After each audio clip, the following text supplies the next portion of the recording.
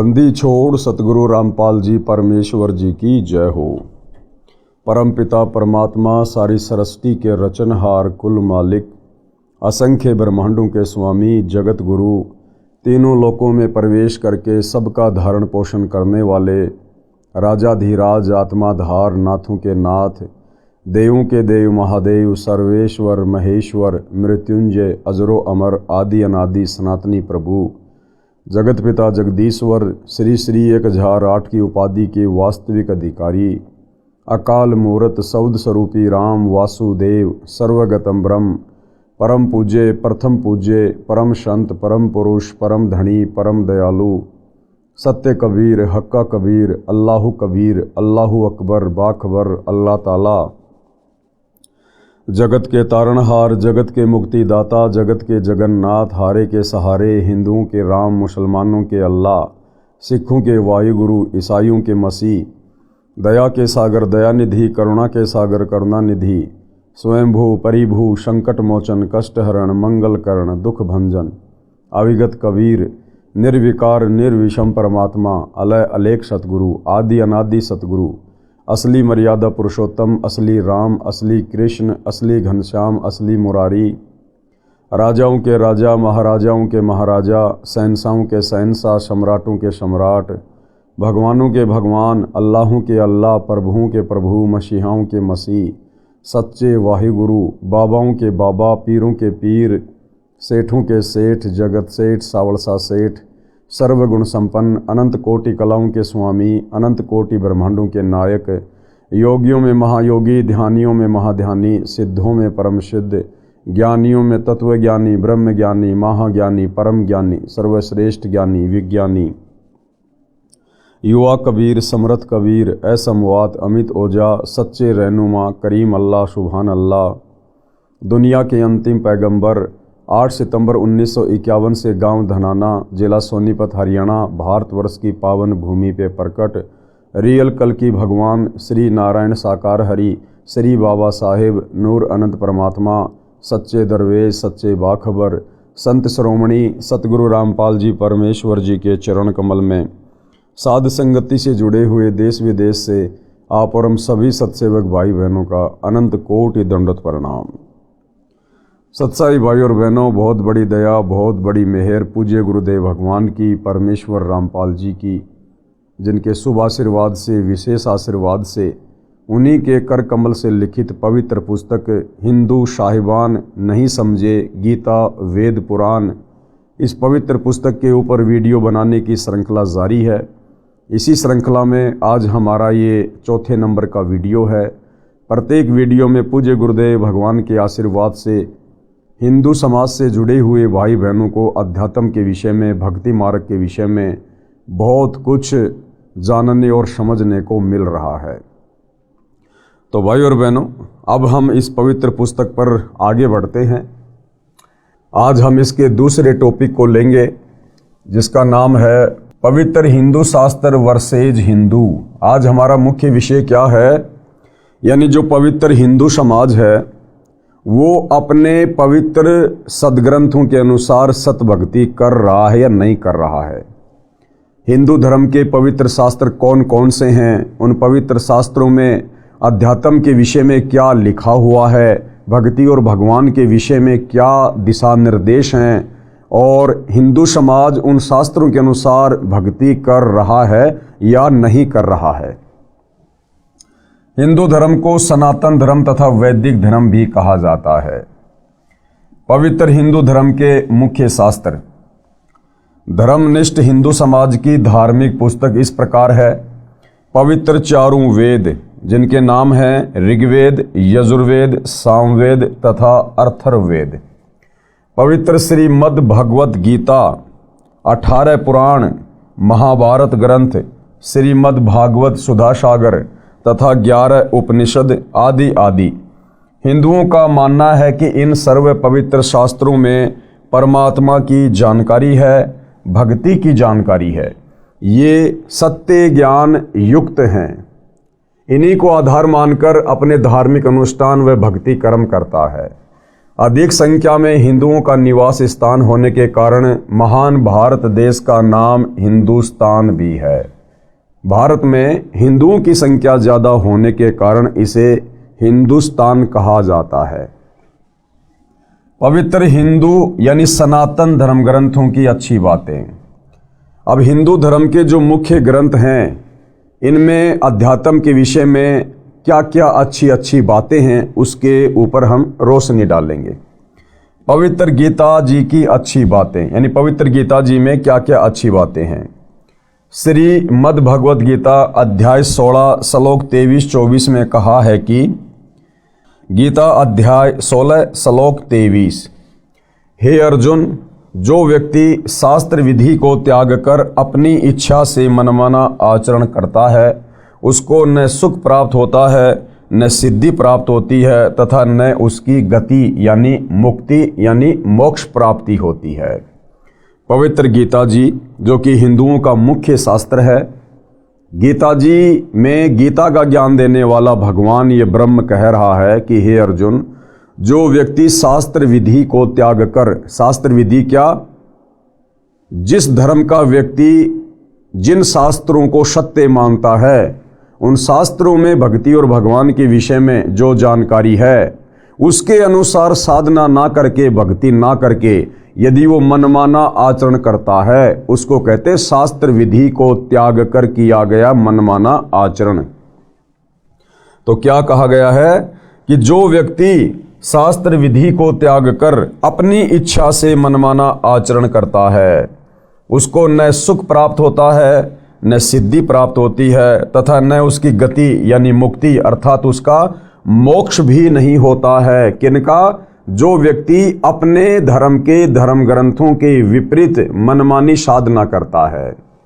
उसके बाद गीता अध्याय 16 श्लोक 24, इससे तेरे लिए अर्जुन कर्तव्य यानी जो साधना करनी चाहिए तथा अकर्तव्य यानी जो साधना कर्म नहीं करने चाहिए उनकी व्यवस्था में शास्त्र ही प्रमाण है, तू शास्त्रोक्त भक्ति कर। उसके बाद भाई और बहनों गीता अध्याय 16 श्लोक 24 में गीता बोलने वाला भगवान अर्जुन से क्या कह रहा है अध्यात्म को समझाते हुए कि इससे तेरे लिए अर्जुन जो कर्तव्य कर्म है और जो अकर्तव्य कर्म है, यानी कौन सी साधना करनी चाहिए और कौन सी साधना नहीं करनी चाहिए, उसके लिए केवल ये शास्त्र ही प्रमाण है। यानी किसी मनमुखी धर्मगुरु के कहने से या अपने हिसाब से मन कल्पित भक्ति कर्म करने से हमें कोई भी लाभ किसी भी प्रकार का अध्यात्म वाला नहीं होगा। इसलिए साधक ने कौन सी भक्ति करनी चाहिए, कौन सी भक्ति नहीं करनी चाहिए, कौन से मंत्र का जाप करना चाहिए, कौन से धर्म कर्म करने चाहिए, कौन सी यज्ञ करनी चाहिए, ये सारी बातें शास्त्रों में ही लिखी हुई है। और शास्त्रों के अनुसार यदि हम धर्म कर्म करेंगे, भक्ति करेंगे, जो कर्तव्य कर्म लिखे हुए हैं, तो हमें उस भक्ति का लाभ मिलेगा। गीता अध्याय 16 श्लोक 24, इससे तेरे लिए अर्जुन कर्तव्य यानी जो साधना करनी चाहिए तथा अकर्तव्य जो साधना यानी भक्ति नहीं करनी चाहिए की व्यवस्था में शास्त्र ही प्रमाण है, तो शास्त्रोक्त भक्ति कर, यानी शास्त्रों के अंदर लिखी हुई भक्ति कर। उसके बाद गीता अध्याय 4 श्लोक 5, गीता अध्याय 2 श्लोक 12, गीता अध्याय 10 श्लोक 2 में कहा है कि हे अर्जुन, तेरे और मेरे बहुत जन्म हो चुके हैं। कौन कह रहा है? गीता का ज्ञान देने वाला भगवान ये ब्रह्म, कि अर्जुन तेरे और मेरे बहुत जन्म हो चुके हैं, तू नहीं जानता, मैं जानता हूं। तू, मैं और ये राजा लोग जो महाभारत के युद्ध में लड़ाई करने के लिए खड़े हुए थे। तो गीता ज्ञान देने वाला भगवान ब्रह्म क्या कह रहा है कि अर्जुन तू और मैं यानी ब्रह्म और ये राजा लोग पहले भी जन्मे थे और आगे भी जन्मेंगे। यानी गीता ज्ञान देने वाला भगवान स्पष्ट कर रहा है कि अर्जुन तू भी जन्म मरण में, मैं भी जन्म मरण में, और इस महाभारत के युद्ध में जितने भी प्राणी हैं, सैनिक हैं, ये राजा है, ये भी जन्म और मरण में, तुम्हारे भी जन्म और मरण होते हैं और मैं भी जन्म और मरण में हूँ। कौन कह रहा है? गीता का ज्ञान देने वाला भगवान। हिंदू धर्म से जुड़े भाई बहन गीता ज्ञान दाता को सर्वश्रेष्ठ परमात्मा मानते हैं अपनी आदि अधूरी आध्यात्मिक जानकारी के चलते। कुछ कहते हैं कि श्री कृष्ण जी ने गीता जी का ज्ञान दिया। जब गहराई में जाएंगे तो पता चलेगा कि श्री कृष्ण जी के शरीर में प्रेत की तरह प्रवेश करके इस काल ब्रह्म ने, जो ब्रह्मा विष्णु महेश का पिता है, दुर्गा का पति है, इसने गीता का ज्ञान दिया। तो भाइयों और बहनों, आप जिसको भी मानते हैं वो स्वयं स्पष्ट कर रहा है अर्जुन को ज्ञान सुनाते समय कि भाई तेरे और मेरे बहुत जन्म हो चुके हैं, तू नहीं जानता, मैं जानता हूँ। यानी गीता का ज्ञान देने वाला भगवान भी जन्म और मरण में है। उसके पास पूर्ण मुक्ति का साधन नहीं है, रास्ता नहीं है। अगर होता तो सबसे पहले वो अपने जन्म और मरण को समाप्त करता। तो जो गीता ज्ञान देने वाला भगवान स्वयं जन्म और मरण में है, तो भला उसकी भक्ति करने से हम साधकों का जन्म और मरण का ये भयंकर रोग भला कैसे समाप्त हो सकता है। अर्थात गीता का ज्ञान देने वाला भगवान कंप्लीट भगवान नहीं है। आगे क्या कह रहा है गीता ज्ञान दाता? मेरी उत्पत्ति को यानी मेरे जन्म लेने की प्रक्रिया को ऋषिजन व देवतागण नहीं जानते। क्यों नहीं जानते? क्योंकि ये ऋषिजन और देवतागण ये सारे इस ब्रह्म से उत्पन्न हैं, इस ब्रह्म के अंडर में हैं, इस ब्रह्म के कंट्रोल में हैं। इसलिए ये ऋषिगण और ये देवतागण उस ब्रह्म के विषय में भली भांति नहीं जानते हैं। मेरी उत्पत्ति को ऋषिजन व देवतागण नहीं जानते क्योंकि ये मेरे से उत्पन्न हुए हैं। स्पष्ट है कि गीता ज्ञान कहने वाला नाशवान है। अब भाइयों और बहनों, गुरुदेव सत्संग में बताते हैं कि बाप की उत्पत्ति को बेटा बेटी नहीं बता सकते, बाप की डेट ऑफ बर्थ बेटा बेटी नहीं बता सकते। बाप की डेट ऑफ बर्थ को, उसके जन्म को, उसकी उत्पत्ति को दादाजी बताता है। तो इसी प्रकार 21 ब्रह्मांड में ये जितने भी देवी देवता हैं, साधु संत महात्मा हैं, ऋषि हैं, साधक हैं, ये सब इस काल से उत्पन्न है, इस ब्रह्म से उत्पन्न है। गीता ज्ञान दाता ब्रह्म से उत्पन्न है। इसलिए काल की उत्पत्ति के विषय में इनको स्पष्ट ज्ञान नहीं है। लेकिन वो परम अक्षर ब्रह्म कबीर देव सत्य पुरुष जो सतलोक में रहता है, वो सबका दादा है, सबका दादा। इसलिए उन्होंने आकर 650 साल पहले बनारस के काशी में कबीर दास नाम से उन्होंने सबकी उत्पत्ति, जन्म और मरण के विषय में कबीर सागर में यानी सूक्ष्म वेद 5वें वेद में बिल्कुल क्लियर करवा दिया। और आज भाइयों और बहनों, कबीर सागर में लिखे उस गूढ़ ज्ञान को सतगुरु रामपाल जी, जो कि तत्वदर्शी संत की भूमिका कर रहे हैं, आज इन्होंने बिल्कुल क्लियर कर दिया है कि ब्रह्मा विष्णु महेश की जन्म मृत्यु कैसे होती है, ये अविनाशी हैं या नाशवान हैं, इनके पिताजी ब्रह्म ये नाशवान है या अविनाशी है, इसका जन्म मरण कैसे होता है, क्या इसकी प्रक्रिया है, सब कुछ आज सतगुरु रामपाल जी ने गीता जी को पढ़ाते हुए क्लियर कर दिया है। गीता अध्याय 2 श्लोक 17, गीता अध्याय 15 श्लोक 17 में कहा है कि हे अर्जुन, अविनाशी तो उसको जान जिसे मारने में कोई सक्षम नहीं है। यानी गीता ज्ञान देने वाला ये ब्रह्म काल भगवान ये स्वयं स्वीकार कर रहा है कि अर्जुन, अविनाशी तो उसको जान। अविनाशी कौन? जिसको मारने में कोई भी सक्षम ना हो। कि अविनाशी तो उसको जान जिसे मारने में कोई सक्षम नहीं है। तो गीता का ज्ञान देने वाला ये भगवान ब्रह्म अपने से अन्य किसी और परमात्मा को अविनाशी कह रहा है। अर्थात गीता ज्ञान देता सुप्रीम गॉड नहीं है। हे अर्जुन, अविनाशी तो उसको जान जिसे मारने में कोई सक्षम नहीं है, जिससे सारा संसार व्याप्त है। यानी जिस परम अक्षर ब्रह्म ने, अविनाशी कबीर ने सारी सृष्टि को रचा है, यानी जिसने संसार की उत्पत्ति की है, जो तीनों लोकों में प्रवेश करके सबका धारण पोषण करता है, परमात्मा कहा जाता है। यानी असल में तो परमात्मा वो है जो तीनों लोकों में प्रवेश करके सबका धारण पोषण करता है। अविनाशी परमेश्वर है, वह उत्तम पुरुष है तू अन्य, यानी गीता अध्याय 15 श्लोक 17 में कहा गया है कि उत्तम पुरुष है तू अन्य परमात्मा इति उदाहरते, यानी उत्तम पुरुष सर्वश्रेष्ठ परमात्मा उसे इस कारण से कहा जाता है। पुरुषोत्तम यानी समर्थ श्रेष्ठ परमात्मा तो मेरे से अन्य ही है। कौन कह रहा है? गीता का ज्ञान देने वाला कह रहा कि समर्थ श्रेष्ठ परमात्मा तो मेरे से अन्य है। जो परमात्मा कहलाता है वह अविनाशी परमेश्वर है। गीता अध्याय 18 श्लोक 62 में गीता ज्ञान देने वाले ने कहा है कि हे भारत यानी हे अर्जुन, तू सर्वभाव से, सर्वभाव का मतलब है तन मन धन से, मन कर्म वचन से केवल एक इष्ट की पूजा करना, एक परमेश्वर की पूजा करना, किसी अन्य का शोपन में भी भाव पैदा ना करना, उसको कहते हैं सर्वभाव। कि हे अर्जुन, तू सर्वभाव से उस परमेश्वर यानी परम अक्षर ब्रह्म की शरण में जा। गीता ज्ञानदाता ने ये बात कहकर गीता अध्याय 18 श्लोक 62 में कि हे भारत, हे अर्जुन, तू सर्वभाव से उस परमेश्वर की शरण में जा, अर्थात तू मेरी भक्ति को भी छोड़ दे। यानी गीता ज्ञान देने वाले ब्रह्म ने अपनी भक्ति के विषय में भी अर्जुन को कह दिया कि तू मेरी भक्ति भी छोड़ दे और तू सर्वभाव से उस परम अक्षर ब्रह्म की शरण में जा, उस सत्य पुरुष की शरण में जा। तब तेरी पूर्ण मुक्ति होगी, तेरा पूर्ण मोक्ष होगा, जन्म और मरण से तेरा सदा के लिए छुटकारा होगा।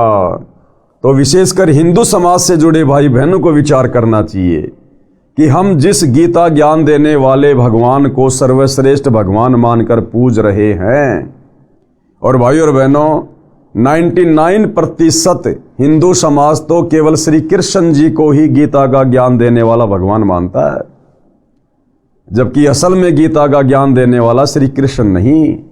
श्री कृष्ण के तो मात्र शरीर को प्रयोग में लिया गया, खड़ा श्री कृष्ण दिखाई दे रहा था, लेकिन शक्ति काल ब्रह्म की काम कर रही थी। वो प्रेत की तरह श्री कृष्ण जी के शरीर को यूज करते हुए गीता जी का ज्ञान बोल रहा था। तो गीता ज्ञान देने वाले भगवान ने भी क्लियर कर दिया कि भाई अर्जुन, मेरी भी भक्ति छोड़ दे, मेरी भक्ति से भी पूर्ण मुक्ति नहीं है। अगर तुझे पूर्ण मोक्ष चाहिए तो सर्वभाव से, मन कर्म वचन से उस परम अक्षर ब्रह्म की शरण में जा। और उसकी शरण में कैसे जाया जाएगा? गीता अध्याय 4 श्लोक 34 में कहा है कि उसके लिए तू तत्वदर्शी संत की शरण में जा, और जैसा वो तत्वदर्शी संत तुझे अध्यात्म के विषय में उपदेश दे, उनके वचन में रहकर, उनकी मर्यादाओं में रहकर भक्ति कर, तब तुझे इस 21 ब्रह्मांड से पूर्ण मुक्ति मिलेगी।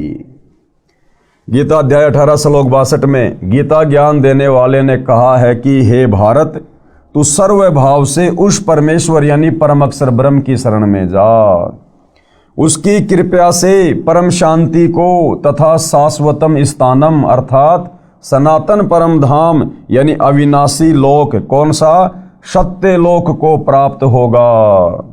भाई और बहनों, परम शांति उसी समय हो सकती है जब हमारा जन्म और मरण का झंझट समाप्त हो जाए। यदि हम जन्म और मरण में हैं, हमें कभी सौपन में भी 21 ब्रह्मांड में इस काल के लोक में परम शांति नहीं हो सकती है।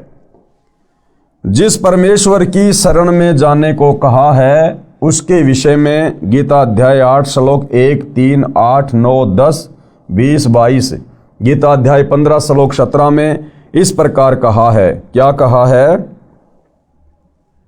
अर्जुन ने गीता अध्याय 8 श्लोक 1 में प्रश्न किया कि आपने गीता अध्याय 7 श्लोक 29 में जिस तत्व ब्रह्म के विषय में कहा है वह तत्व ब्रह्म क्या है? यानी गीता ज्ञान देने वाले काल ब्रह्म ने अर्जुन से गीता अध्याय 7 श्लोक नंबर 29 में अपने से अन्य किसी दूसरे परमात्मा की, भगवान की, तत्व ब्रह्म की बात कही थी। तो अर्जुन पूछता है कि वो तत्व ब्रह्म क्या है, मुझे उसके विषय में जानकारी दे कि वो तत्व ब्रह्म क्या है।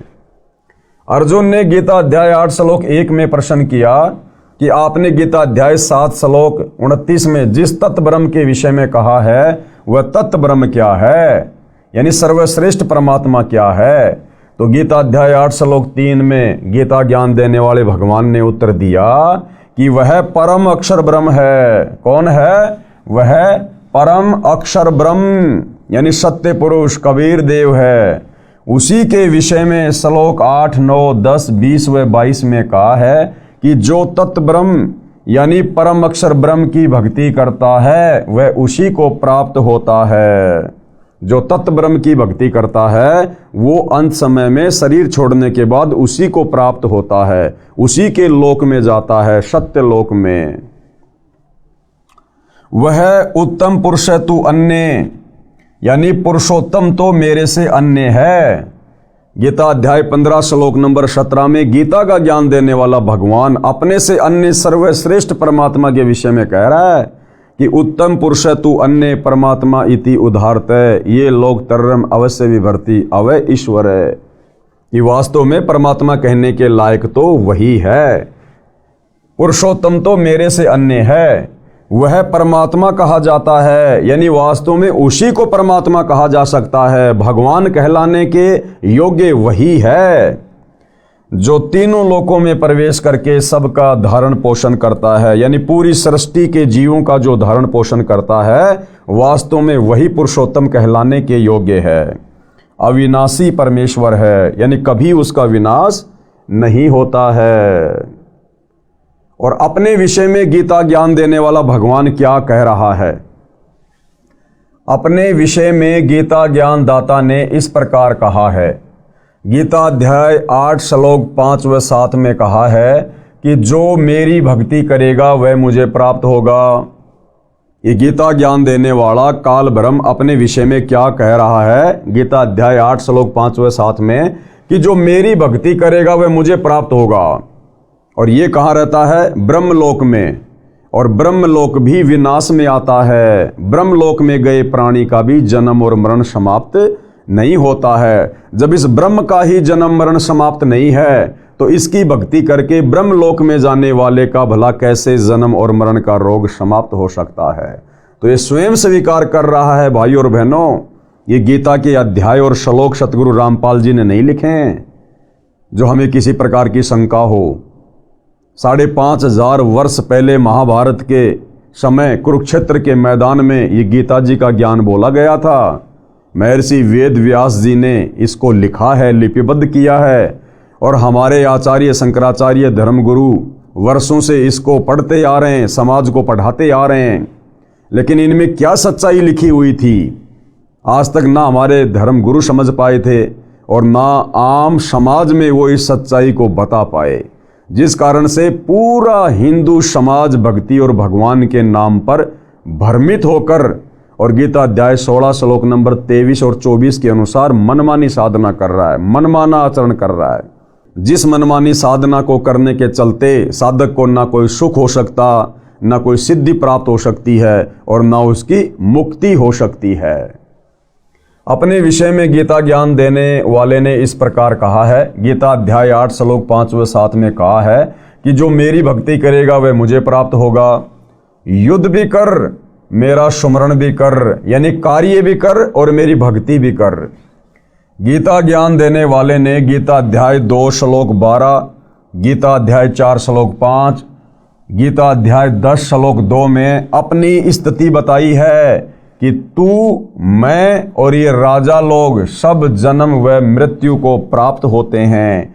यानी उस उत्तम पुरुष के अलावा, उस पुरुषोत्तम के अलावा, उस तत्व ब्रह्म के अलावा, उस परम अक्षर ब्रह्म के अलावा, उस अविनाशी कबीर के अलावा इस सृष्टि में कोई भी अविनाशी नहीं है। सब जन्म और मरण में हैं। तेरे व मेरे अनेकों जन्म हो चुके हैं। स्पष्ट है कि गीता ज्ञान कहने वाला नाशवान भगवान है, अविनाशी नहीं है, जिसको हिंदू समाज परमात्मा मान के पूज रहा है नादानी में। आगे भाई और बहनों, ये पवित्र ग्रंथ हमें क्या शिक्षा दे रहा है? गीता शास्त्र में पितर व भूत पूजा, देवताओं की पूजा निषेध कही गई है। यानी पवित्र गीता जी में भूत पूजा यानी श्राद्ध निकालना, हम अपने पूर्वजों के जो श्राद्ध निकालते हैं या निकाला करते थे, ये श्राद्ध निकालना भूत पूजा में आता है। क्योंकि हमारे पूर्वज शास्त्र विरुद्ध साधना करने के चलते मरने के बाद में वो भूत योनि को प्राप्त हो गए, और पीछे से हमारे धर्म गुरुओं ने उनके श्राद्ध निकलवा कर और पाखंड पूजा शुरू करवा दी। तो हमारे पूर्वज शास्त्र विधि को त्याग के मनमाना आचरण करने के चलते भूत बने हुए हैं, और हमसे हमारे धर्म गुरु उनकी पूजा करवा कर, उनके श्राद्ध निकलवा कर हमें भी भूत की योनि में जाने के लिए तैयार कर रहे हैं। लेकिन भाइयों और बहनों, धन्यवाद करो सतगुरु रामपाल जी परमेश्वर जी का, जिन्होंने समय पर आकर हम आत्माओं को संभाल लिया, हमारे को सत्य साधना देकर और नरक में जाने से, भूत योनि प्राप्त होने से, पितृ योनि में जाने से उन्होंने हमें बचा लिया, और आज उन्होंने हमें शास्त्र अनुकूल सत्य साधना दे दी, जिससे हमारी आत्मा का कल्याण होगा। गीता शास्त्र में पितर व भूत पूजा, देवताओं की पूजा निषेध कही है। व्रत करना व्यर्थ कहा गया है। कर्म संन्यास गलत कहा है। कर्म करते करते भक्ति करना उत्तम बताया है। इसका प्रमाण कहाँ है?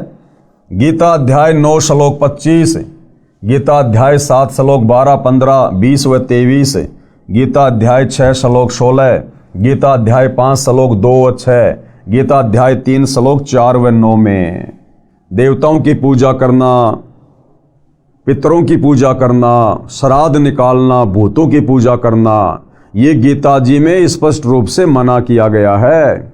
और उसके बावजूद भी हम लोग हमारे भ्रमित धर्मगुरुओं के कहने से, संत महंतों के कहने से हम पवित्र ग्रंथ गीता जी के विपरीत साधना कर रहे हैं। तो भाइयों और बहनों, हमारा अंत क्या होगा, कैसा होगा, और हमें कौन सी गति प्राप्त होगी शास्त्र विरुद्ध साधना करने के चलते, अब आप धीरे धीरे इन बातों को समझ रहे होंगे।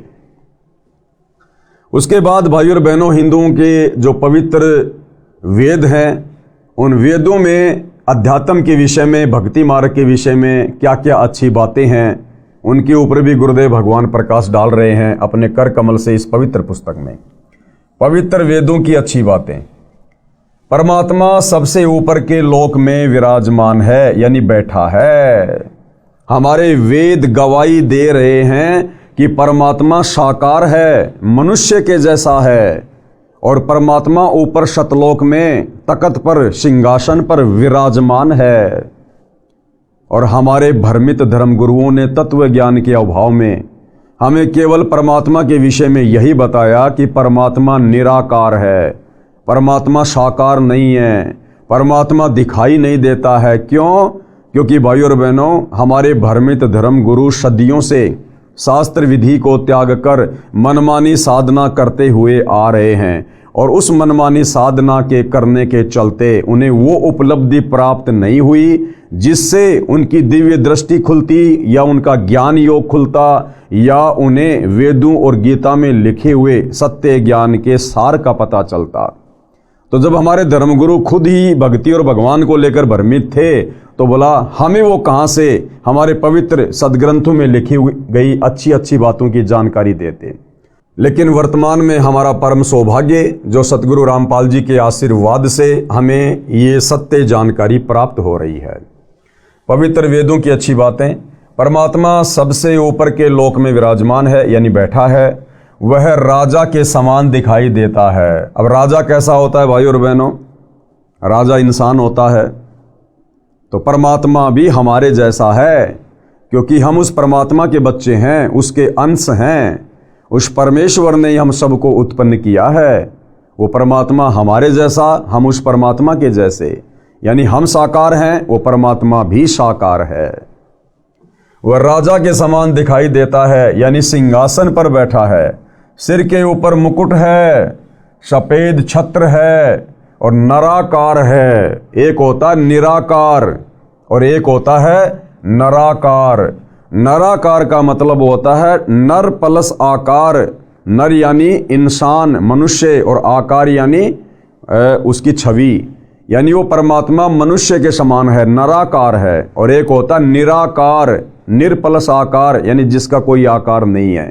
तो हमारे धर्मगुरुओं ने हमें बताया कि परमात्मा निराकार है, जबकि आज सतगुरु रामपाल जी वेदों से, गीता जी से क्लियर कर रहे हैं कि परमात्मा निराकार नहीं बल्कि नराकार है, नर आकार में है, मनुष्य दृश्य है, साकार है।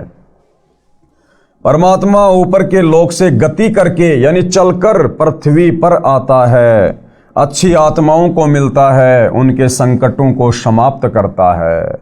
अब वो परमात्मा कैसे आता है भाइयों और बहनों? वो परमात्मा मनुष्य शरीर धारण करके आता है, एक मनुष्य के बच्चे की लीला करता है। जैसा कि वेदों में लिखा हुआ है कि वो परमात्मा प्रत्येक युग में शिशु रूप धारण करके किसी तालाब में विकसित कमल के फूल के ऊपर प्रकट होता है, और वहाँ से उस परमेश्वर को एक निसंतान दंपत्ति अपने घर उठाकर ले जाते हैं, और उनकी जो परवरिश होती है, उनका जो पालन पोषण होता है, वो कवारी गायों के दूध से होता है। ऐसी लीला वो कबीर परमात्मा, वो परम अक्षर ब्रह्म, सत्य पुरुष, उत्तम पुरुष प्रत्येक युग में करता है। ये प्रमाण बना के छोड़ देता है कि जब वो भक्ति युग आएगा आगे चलकर, कलयुग की पिछली पीढ़ी वाला, उस समय वेदों में लिखी हुई इन बातों को पढ़कर और कब कब उस परमात्मा ने इस प्रकार की लीलाएं की, उन समस्त घटनाओं को देखकर भगवान को पहचानने में देर नहीं करेंगी। तो भाइयों और बहनों, वेदों में परमात्मा के प्रकट होने की जो लीलाएं लिखी हुई हैं, उन लीलाओं के अंतर्गत केवल कबीर परमात्मा ही फिट बैठते हैं, ना श्री रामचंद्र जी फिट बैठते हैं, क्योंकि रामचंद्र जी किसी तालाब में विकसित कमल के फूल पर शिशु रूप में प्रकट नहीं हुए, वे तो कौशल्या के गर्भ से जन्मे थे। द्वापर में श्री कृष्ण जी भी देवकी के गर्भ से जन्मे थे। तो वेदों में परमेश्वर के प्रकट होने के विषय में जो निशानी है, जो सबूत हैं, वो केवल कबीर परमेश्वर जी के ऊपर फिट बैठते हैं। तो आप और हमें समझने में बड़ी आसानी होगी कि वास्तव में अविनाशी परमेश्वर कौन है। परमात्मा ऊपर के लोक से गति करके यानी चलकर पृथ्वी पर आता है, अच्छी आत्माओं को मिलता है, उनके संकटों को समाप्त करता है, उनके संकटों का मर्दन करता है, उन्हें सुख प्रदान करता है। और क्या करता है परमात्मा? कवियों जैसा आचरण करता हुआ घूमता है। जैसे एक कवि होता है, वो कविता बना बना के, दोहे चौपाइयाँ बना बना के लोगों को जगाता है, इसी प्रकार वो कबीर परमात्मा एक कवि की भूमिका करता है, और शब्दों के माध्यम से, चौपाइयों के माध्यम से, दोहों के माध्यम से, श्लोकों के माध्यम से वो परमेश्वर अपने तत्व ज्ञान का प्रचार प्रसार घूम घूम के करता है, इसलिए उसे रमता राम भी कहा जाता है। कवियों जैसा आचरण करता हुआ घूमता है, अपने मुख कमल से वाणी बोलकर भक्ति करने के लिए प्रेरणा करता है, और भक्ति के गुप्त नामों यानी मंत्रों का आविष्कार करता है। भक्ति के गुप्त मंत्रों का आविष्कार वो कबीर परमात्मा, परम अक्षर ब्रह्म, सत्य पुरुष जब सतलोक से चलकर पृथ्वी पर प्रकट होता है, उस समय भक्ति के गुप्त मंत्रों का आविष्कार करता है। यानी भाइयों और बहनों, पूर्ण मोक्ष प्राप्ति के लिए भक्ति के वो गुप्त मंत्र ना वेदों में है, ना गीता जी में है, ना पुराणों में है, और ना अन्य धर्मों की पवित्र पुस्तकों में है। उन गुप्त मंत्रों का आविष्कार यानी सार नाम का, सार शब्द का आविष्कार वो परमेश्वर स्वयं करता है, जब वो तत्वदर्शी संत के रूप में धरती पर प्रकट होकर अपने ज्ञान का प्रचार प्रसार करता है। तो इससे सिद्ध हुआ कि वर्तमान में पूर्ण मुक्ति के वो मोक्ष मंत्र केवल तत्वदर्शी संत सतगुरु रामपाल जी के पास हैं। अन्य यहाँ के किसी भी आचार्य शंकराचार्य को तो छोड़िए, ब्रह्मा विष्णु महेश और 21 ब्रह्मांड के स्वामी, ये गीता ज्ञान देने वाले काल ब्रह्म के पास भी नहीं है। परमात्मा तत्व ज्ञान यानी संपूर्ण अध्यात्म ज्ञान को, कौन सा संपूर्ण अध्यात्म ज्ञान? जो संपूर्ण अध्यात्म ज्ञान चारों वेदों में, गीता जी में, 18 पुराणों में, मुसलमान भाइयों की तौरात, जबूर, इंजिल, कुरान मजीद, कुरान शरीफ, हदीसें, ईसाइयों की बाइबल, सिखों का गुरु ग्रंथ साहिब, इनमें भी नहीं है। उस तत्व ज्ञान को वो परमात्मा नीचे आकर अपने मुख कमल से वाणियों के माध्यम से बोलता है। परमात्मा तत्व ज्ञान यानी संपूर्ण अध्यात्म ज्ञान को काव्यना यानी कवित्व यानी दोहों, शब्दों, चौपाइयों के रूप में बोलता है। जैसे 650 साल पहले कबीर परमात्मा हाथ में एक तारा लेकर कहीं किसी भी चौराहे पर खड़े होकर ये अध्यात्म ज्ञान, ये तत्व ज्ञान दोहों के माध्यम से, शब्दों के माध्यम से, चौपाइयों के माध्यम से बोलने लग जाया करते थे। इस कारण से प्रसिद्ध कवियों में से एक कवि की उपाधि भी प्राप्त करता है। अब भाइयों और बहनों, बहुत कवि हुए हैं। तुलसीदास जी भी एक कवि थे, कालिदास जी भी एक कवि थे, सूरदास जी भी एक कवि थे, बहुत सारे कवि हुए हैं। लेकिन किसी भी कवि का कोई शिष्य आपको सुनने और देखने को नहीं मिलेगा। केवल कबीर परमेश्वर ही वास्तव में रियल कवि की भूमिका निभाते हैं। और 650 साल पहले उस परमेश्वर के 64 लाख शिष्य थे, अन्यथा अन्य किसी भी कवि के आपको कोई भी शिष्य सुनने और देखने को नहीं मिलेंगे। इस कारण से प्रसिद्ध कवियों में एक कवि की उपाधि भी प्राप्त करता है। यानी उसी कारण से परमात्मा कवि भी कहलाता है।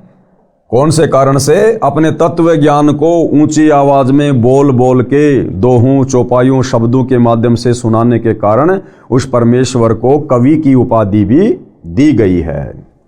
अब भाइयों और बहनों, वो कबीर परमेश्वर कैसे 3 प्रकार से लीला करता है, सतलोक से चलकर इस पृथ्वी लोक पर प्रकट होने की, यहां आने की। कौन कौन सी वो 3 लीलाएं हैं जिनको आधार बनाकर परमात्मा इस पृथ्वी पर प्रकट होकर अपने ज्ञान का प्रचार करता है। परमेश्वर 3 प्रकार की लीला करता है। सबसे पहले, प्रत्येक युग में अपने लोक से सशरीर आकर किसी सरोवर में कमल के फूल पर नवजात शिशु के रूप में विराजमान होता है। उस शिशु की परवरिश यानी पोषण की लीला कवारी गायों द्वारा होती है। बड़ा होकर तत्व ज्ञान प्रचार करता है। तो पहले आपको बता दिया गया है कि ना राम, ना श्री कृष्ण, ना ब्रह्मा विष्णु महेश, ना अन्य अवतार वेदों में लिखी गई परमात्मा के प्रकट होने की लीला के अनुसार इनमें कोई भी फिट नहीं बैठता है। केवल कबीर परमेश्वर ही हैं जो चारों युगों में इस प्रकार की लीला करके प्रकट होते हैं। उसके बाद उस परमेश्वर की जो परवरिश की लीला होती है वो कवारी गायों के दूध से होती है। यानी कवारी गाय दूध देती है जिससे परमेश्वर की परवरिश की लीला होती है। अब रामचंद्र जी की परवरिश, श्री कृष्ण जी की परवरिश, अन्य अवतारों की परवरिश, ब्रह्मा विष्णु महेश की परवरिश कवारी गायों से नहीं हुई। उन्होंने तो अपनी माताओं का दूध पिया। माताओं का दूध जिस प्रकार से एक आम व्यक्ति माँ के गर्भ से जन्म लेकर और शिशु रूप में माँ का दूध पीता है, तो कवारी गायों से कबीर परमेश्वर की परवरिश होती है। ये वेदों में परमेश्वर की एक अन्य पहचान है। और फिर बड़ा होकर तत्व ज्ञान का प्रचार करता है। नंबर 2, दूसरी क्या विधि है, क्या पहचान है परमेश्वर की पृथ्वी पर प्रकट होने की? परमात्मा कभी भी किसी स्थान पर प्रकट होकर भक्तों को वेश बदल कर मिलता है, उनकी रक्षा करता है, भक्ति का सच्चा मार्ग बताता है। दूसरी विधि क्या है? वो परमात्मा किसी भी रूप में, किसी भी आयु में, कहीं भी प्रकट होकर संत रूप में, सामान्य व्यक्ति के रूप में, राजा के रूप में, वो परमात्मा किसी भी उम्र में और किसी भी शक्ल में प्रकट होकर अपने भक्तों की रक्षा करता है। या 10, 15, 20, 50 वर्ष कहीं आश्रम बनाकर वो परमेश्वर वहाँ रहकर लोगों को अपना तत्व ज्ञान सुनाता है। नंबर 3, तीसरी क्या विधि है परमात्मा के प्रकट होने की? वेश बदलकर किसी स्थान पर संत वेश में कुछ समय रहता है, वहाँ कुटिया या आश्रम बनाकर अच्छी आत्माओं को भक्ति की सच्ची विधि व तत्व ज्ञान सुनाता है। ये तीसरी विधि है परमपिता परमेश्वर कबीर साहिब के प्रकट होने की।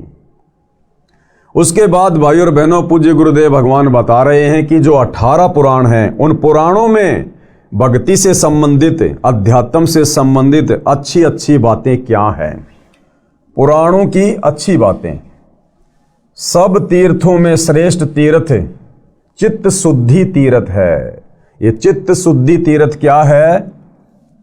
यानी जो हमारे मन के मैल को समाप्त कर दे, वो तीर्थ जो हमारे मन के मैल को समाप्त कर दे, आत्मा के विकारों को हटा दे और हमें एक नेक इंसान बना दे, उसको कहते हैं चित्त शुद्धि तीर्थ।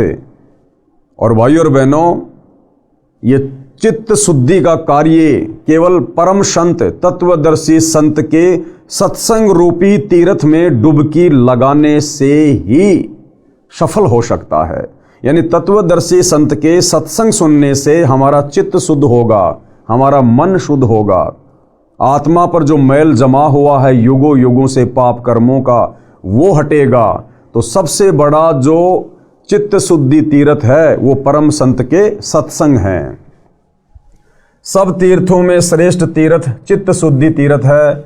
उदाहरण दिया है कि तीर्थों के जल में स्नान करने से शरीर का मैल तो धुल जाता है, परंतु मन का मैल नहीं धुलता। जैसे बहुत सारे हिंदू भाई बहनों की एक गलत धारणा है कि यदि हम गंगा जी में जाकर स्नान कर लेंगे तो हमारे पाप कर्म कट जाएंगे। तो गुरुदेव भगवान क्लियर कर रहे हैं कि नादानों, किसी भी तीर्थ के जल में नहाने से या गंगा जी के जल में नहाने से शरीर का मैल तो कट सकता है, लेकिन आत्मा का मैल नहीं कटेगा, पाप कर्म नहीं कट सकते। और एक छोटा सा उदाहरण भाई और बहनों समझने के लिए पर्याप्त है। आप और हमारे मैल तो, आप और हमारे पाप कर्म भला क्या कटेंगे गंगा जी में जाकर नहाने से। गंगा पुत्र का नाम तो आपने सुना होगा, विषम पितामह गंगा पुत्र। अरे गंगा तो उसकी माँ थी, उसके बावजूद भी विषम पितामह के पाप नहीं कटे, जिस कारण से महाभारत के युद्ध में किस प्रकार दर्दनाक तरीके से उसकी मृत्यु हुई। महीनों तक उसे तीरों की सैया पर लेटकर रहना पड़ा, तड़प तड़प कर उसकी मृत्यु हो गई। वो गंगा अपने खुद के सगे पुत्र विषम पितामह के पाप नहीं काट पाई। भाई और बहनों, आप और हम नादान प्राणी उस गंगा के लगते क्या हैं जो वहाँ डुबकी लगाने से हमारे पाप कट जाएंगे। ये पाप तो सतगुरु रामपाल जी के यानी तत्वदर्शी संत के सत्संगों में डुबकी लगाने से कटेंगे, उनकी शरण में आने से कटेंगे। तीर्थों के जल में स्नान करने से शरीर का मैल तो धुल जाता है, परंतु मन का मैल नहीं धुलता। उसके लिए क्या करना पड़ेगा? तत्वदर्शी संत का सत्संग सुनना चाहिए। सत्संग चित्त शुद्धि करता है, यह चित्त शुद्धि तीर्थ कहा जाता है। यानी सबसे बड़ा चित्त शुद्धि तीर्थ क्या है? परम संत के सत्संग। गीता अध्याय 4 श्लोक 32 तथा 34 में भी इसी कथन का समर्थन है। क्या कहा गया है? एक कथा है जिसके माध्यम से गुरुदेव भगवान हमें समझा रहे हैं। एक समय ऋषि वशिष्ठ जी तथा ऋषि विश्वामित्र जी गंगा दरिया के किनारे आश्रमों में रहा करते थे। गंगा तीर्थ के जल में प्रतिदिन स्नान करते थे, उसी गंगा जल को पीते थे। एक बार किसी बात पर दोनों का झगड़ा हो गया, मनमुटाव हो गया। दोनों ने शस्त्र निकाल लिए। भाई और बहनों, ऋषि वशिष्ठ जी जो त्रेता युग में श्री रामचंद्र जी के गुरु थे, वशिष्ठ जी, और विश्वामित्र जी जो एक नंबर के तपस्वी थे, वो दोनों गंगा जी के किनारे रहा करते थे, कुटिया में अपनी भक्ति साधना किया करते थे। और आप और हम तो साल 2 साल में गंगा जी जाते हैं। जब कभी कभार हमारे घर का कोई व्यक्ति मर जाता है तो हम गंगा जाते हैं, उस बहाने हम एक आधी डुबकी वहाँ लगा लेते हैं। जबकि विश्वामित्र जी और वशिष्ठ जी तो रोजाना प्रतिदिन दिन में 2-2 बार स्नान किया करते थे गंगा जी में। अब उनका चित्त शुद्ध हुआ कि नहीं हुआ वो देखिए। एक बार किसी बात पर दोनों का झगड़ा हो गया, दोनों ने शस्त्र निकाल लिए, यानी हथियार निकाल लिए, दोनों ने एक दूसरे को मारने को तैयार हो गए। उनका बीच बचाव करवाकर युद्ध समाप्त करवाया।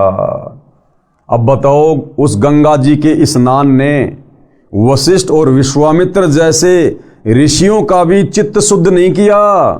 अगर उनका चित्त शुद्ध हो गया होता तो जिस व्यक्ति का चित्त शुद्ध हो जाता है, जिसकी आत्मा निर्मल हो जाती है, जिसको तत्व ज्ञान हो जाता है, वो व्यक्ति कभी जीवन में शस्त्र नहीं उठा सकता। वो व्यक्ति कभी किसी को मारने मरने के लिए हथियार नहीं उठा सकता। और दोनों इतने बड़े महर्षि और उसके बावजूद भी उन्होंने हथियार उठा लिए, एक दूसरे को मरने मारने को तैयार हो गए। तो कहां से उनका चित्त शुद्ध हुआ होगा? तो गुरुदेव भगवान हमें यह समझाना चाहते हैं कि नादानों, मात्र गंगा जी में नहाने से चित्त शुद्ध नहीं होता, पाप नहीं कटते। ये पाप कटेंगे परम संत की शरण में आकर शास्त्र अनुकूल सत भक्ति करने से, यथार्थ धर्म कर्म करने से, गुरु आज्ञा गुरु वचन में रहकर सत भक्ति करने से। एक बार किसी बात पर दोनों का कलेश हो गया, दोनों ने शस्त्र निकाल लिए, एक दूसरे को मारने को तैयार हो गए। उनका बीच बचाव करवाकर युद्ध समाप्त करवाया। अब भाइयों और बहनों, आप और हम सतगुरु रामपाल जी परमेश्वर जी के यथार्थ 13वें कबीर पंथ से जुड़े हुए कबीर पंथियों को भी शिक्षा लेनी चाहिए। आज सतगुरु रामपाल जी परमेश्वर जी अपने मिशन के तहत सन 2014 से वर्तमान समय 2025 तक हिसार जेल में बैठे हुए हैं। और परमेश्वर जी ने सन 1994 से अपने यथार्थ 13वें कबीर पंथ की शुरुआत की, हम आत्माओं का चित्त शुद्ध करने के लिए, हमारे पाप कर्मों को काटने के लिए। हमने उनकी शरण ग्रहण की, हम उनके भगत कहलाते हैं। लेकिन भाइयों और बहनों, वर्तमान 2025 तक कितनी आत्माओं का चित्त शुद्ध हो पाया है? आज आप देख रहे हैं सतगुरु रामपाल जी परमेश्वर जी की संगत में 2 पार्ट हैं। एक सतलोक आश्रम मैनेजमेंट हरियाणा और दूसरा साध संगति से जुड़े हुए सत्सेवक भाई बहन।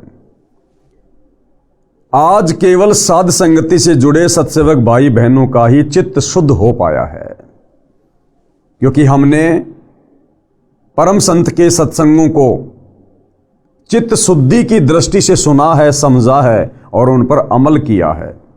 तो गुरु ने हमारे ऊपर आशीर्वाद बख्शा, गुरु हमारे ऊपर प्रसन्न हुए, उन्होंने अपना आशीर्वाद दिया, अपनी दया बख्शी, तो आज हमारा चित्त शुद्ध हुआ।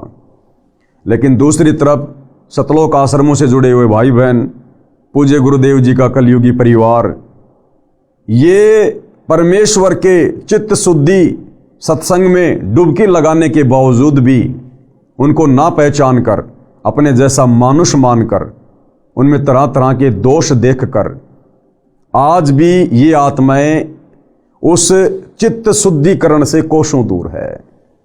और किस प्रकार से सतलोक आश्रमों से जुड़े भाई बहन, गुरुदेव का कलयुगी परिवार बात बात पर साध संगति से जुड़े भगत भाई बहनों के साथ में झगड़ा करता है, घरों में घुसकर हथियार उठाकर उन्हें मारता है।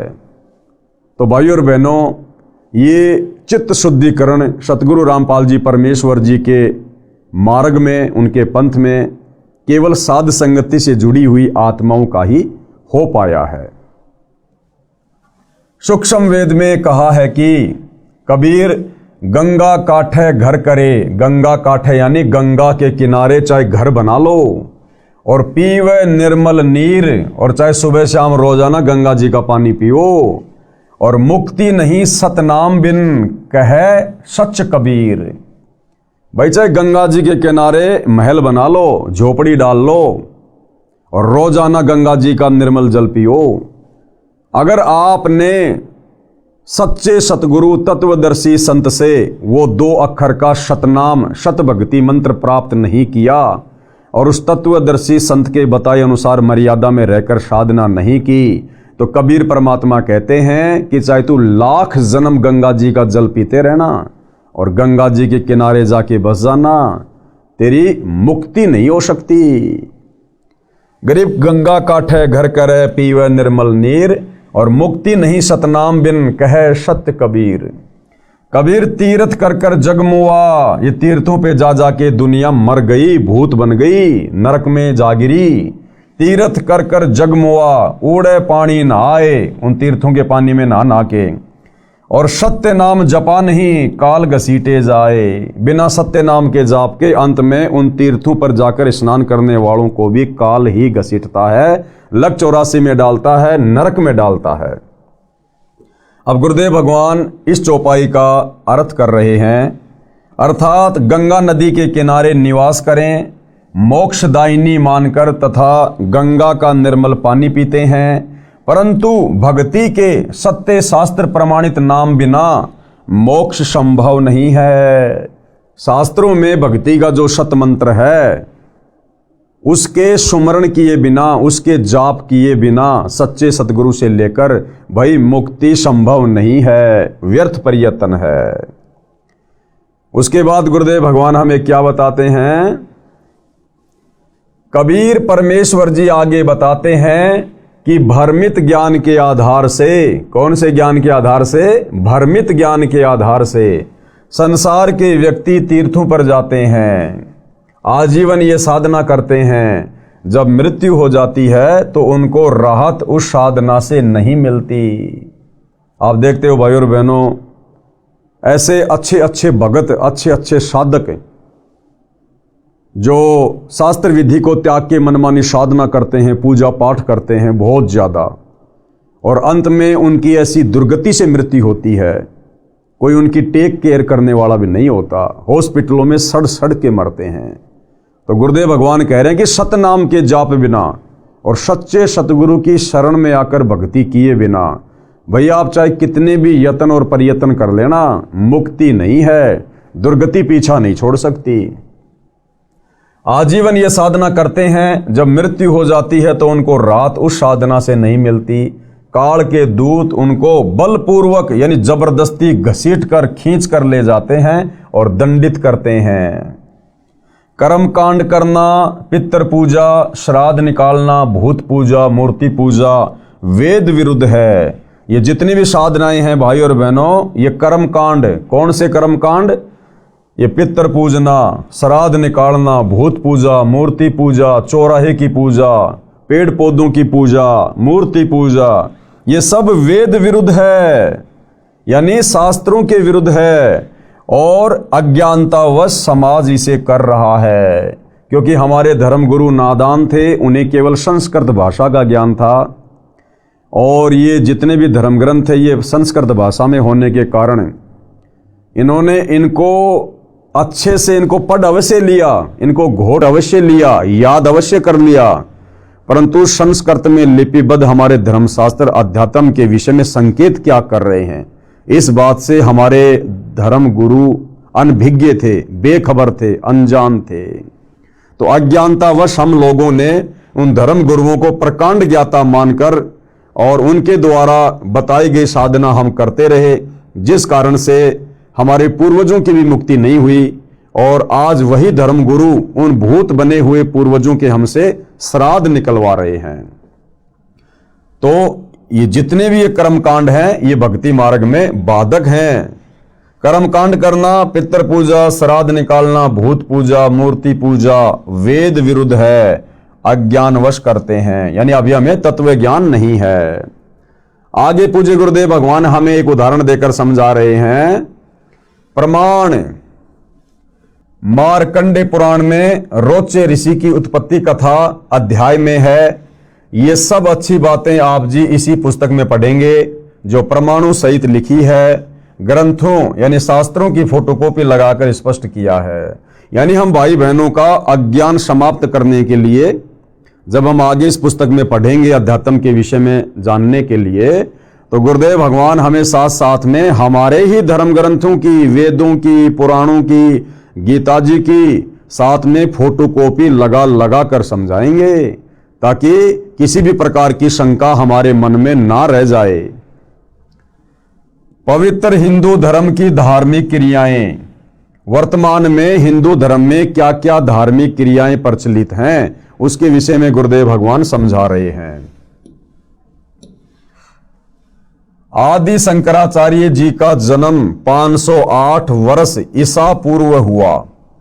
जो आदि शंकराचार्य जी थे, जिन्होंने हिंदू समाज को देवी देवताओं की पूजा पर, पाखंड पूजा पर आधारित कर दिया था, तो आदि शंकराचार्य जी का जन्म कब हुआ था? ईसा यानी ईसा मसीह के जन्म से 508 वर्ष पहले। आदि शंकराचार्य जी का जन्म 508 वर्ष ईसा पूर्व हुआ, यानी 2013 से गिने तो 2521 वर्ष पूर्व हुआ, क्योंकि यह पवित्र पुस्तक सतगुरु रामपाल जी ने 2013 में लिखी थी, सतलोक आश्रम बरवाला में। तो 2013 से यदि हम आदि शंकराचार्य जी के जन्म की काउंटिंग करें तो 2521 वर्ष पहले हुआ। उन्होंने जो भक्ति मार्ग बताया है उसका अनुसरण पवित्र हिंदू समाज वर्तमान में कर रहा है। यानी आदि शंकराचार्य जी के द्वारा जो देवी देवताओं की साधना बताई गई थी, जो कर्म कांड बताए गए थे, उसी को वर्तमान का हिंदू समाज फॉलो कर रहा है। श्री ब्रह्मा जी, श्री विष्णु जी तथा श्री शिव जी को आदरणीय भगवान मानते हैं। मूर्ति पूजा भी अवश्य करते हैं, जबकि वेदों में ना तो ब्रह्मा विष्णु महेश की पूजा का विधान है, ना गीता में है, ना मूर्ति पूजा का वेदों में कहीं कोई जिक्र है, ना गीता जी में है। पंचदेव पूजा का विधान है, जिसमें ये तीनों देवता भी हैं, इनकी पूजा करते हैं। ये भी मानते हैं कि श्री ब्रह्मा जी रजगुण है, श्री विष्णु जी सतगुण है तथा श्री शंकर जी तमगुण है। क्यों? क्योंकि ये सारी बातें हमारे पुराणों में लिखी हुई है कि श्री ब्रह्मा जी रजोगुण है, विष्णु जी सतोगुण है और श्री शंकर जी तमोगुण है। मार्कंडे पुराण में यह भी प्रमाणित किया है कि तीन प्रधान देवता हैं, रजगुण युक्त श्री ब्रह्मा जी, सतगुण युक्त श्री विष्णु जी तथा तम गुण युक्त श्री शिव शंकर जी हैं। ये ही तीन देवता हैं और ये ही तीन गुण हैं, क्योंकि ये तीनों देवता एक के गुण से युक्त हैं। हिंदू समाज का मानना है कि इन तीनों देवताओं के कोई माता पिता नहीं है। यानी हम अपनी नादानी में, अज्ञानता में, अध्यात्म की नासमझी के चलते, और ये हमारे जितने भी धर्मगुरु थे, आचार्य शंकराचार्य थे, इनको ना वेद ज्ञान था, ना इनको गीता जी का कंप्लीट ज्ञान था, और इन्होंने हमारे को जैसा पाठ पढ़ा दिया ब्रह्मा विष्णु महेश के बारे में कि ये तो अजरो अमर हैं, अविनाशी हैं, इनके कोई माता पिता नहीं है, ये तो सारी सृष्टि को पैदा करते हैं, ये स्वयंभू हैं, परिभू हैं। तो आम समाज ने भी उन धर्म गुरुओं की बातों को आंख बंद करके फॉलो कर लिया, और आज पूरे हिंदू समाज में इन तीनों देवताओं के विषय में यही गलत धारणा है कि ये तीनों देवता ही परमात्मा हैं और ये अविनाशी हैं, ये कभी मरते नहीं हैं, ये कभी जन्मते नहीं हैं। और ये भी मानते हैं कि ये कभी मरते नहीं हैं, इनका जन्म भी नहीं हुआ है, ये स्वयंभू हैं। स्वयंभू यानी स्वयं उत्पन्न होने वाला। फिर ये भी कहते हैं कि श्री ब्रह्मा जी की आयु 100 वर्ष है, जिसकी गणना इस प्रकार करते हैं। अब बताओ, एक तरफ तो कहते हैं कि तीनों देवता स्वयंभू है, अविनाशी हैं, ये मरते नहीं है, जन्मते नहीं, और फिर ये भी कहते हैं हमारे धर्मगुरु कि श्री ब्रह्मा जी की उम्र 100 वर्ष है, ब्रह्मा जी से 7 गुना ज्यादा उम्र श्री विष्णु जी की है, और विष्णु जी से 7 गुना ज्यादा उम्र श्री शंकर जी की है। तो ये दोनों बातें क्यों? अज्ञानता के कारण।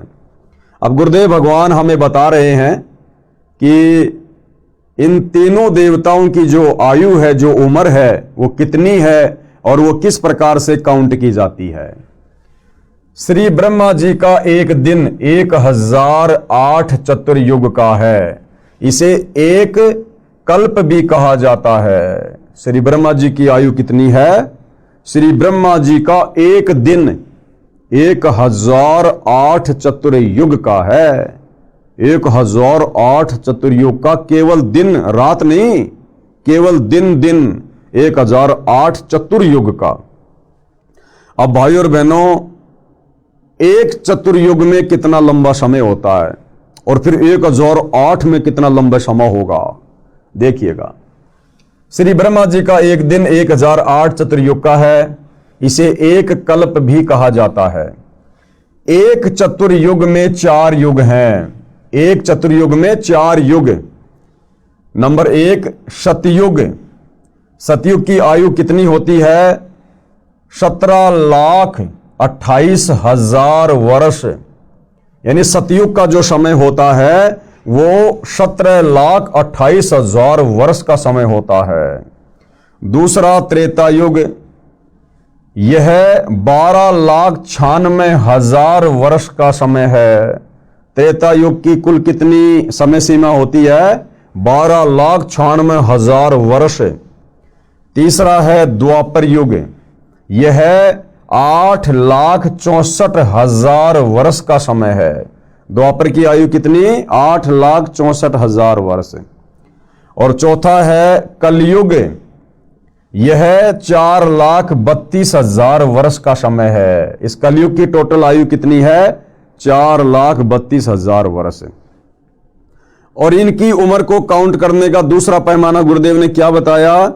जैसे चौथा युग है कलयुग, और कलयुग की आयु है 4,32,000 वर्ष। अब भाइयों और बहनों, यदि हम द्वापर युग की आयु में अगर हम इस कलयुग के 4,32,000 वर्ष जोड़ देंगे तो ये त्रेता युग की आयु निकल के आ जाएगी। और यदि हम इस त्रेता युग की आयु में यानी 12,96,000 वर्ष में इस कलयुग के 4,32,000 वर्ष जोड़ देंगे तो सतयुग की उम्र निकल के आ जाएगी 17,28,000 वर्ष। इसको कहते हैं एक चतुर्युग, यानी चारों युगों की जो कुल मिलाकर आयु है वो है 43,20,000 वर्ष। सतयुग, त्रेतायुग, द्वापर और कलयुग, इन चारों की यदि उम्र को काउंट किया जाए तो गणित की रीति से एक चतुर्युग का समय कितना हुआ? 43,20,000 वर्ष। एक चतुर्युग का समय कितना? 43,20,000 वर्ष। और ऐसे ऐसे 1,008 चतुर्युग का श्री ब्रह्मा जी का दिन है, और इतनी ही उसकी रात्रि, यानी 1,008 चतुर्युग का ब्रह्मा जी का दिन और 1,008 चतुर्युग की ब्रह्मा जी की रात्रि।